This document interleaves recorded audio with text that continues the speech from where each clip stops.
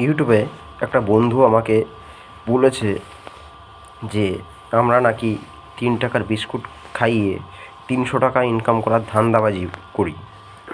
তো সেই বন্ধুটার উপেক্ষা করে এই ভিডিওটা আজকে আমি বানিয়েছি।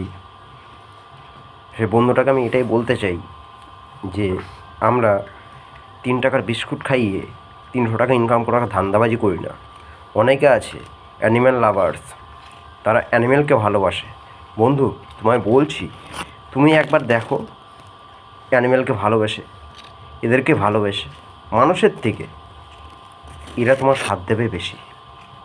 সে যেই হোক না কেন, সে ডগ হোক, বাঘ হোক, যাই হোক না কেন, তুমি যাকেই ভালোবাসো না, তুমি মন থেকে ভালোবাসা দাও। এরা ভালোবাসাটাকে বুঝতে জানে, আর এরা সেই জিনিসটা জানে, এদের মধ্যে সেই জিনিসটা আছে যে এরা স্বার্থপর নয়।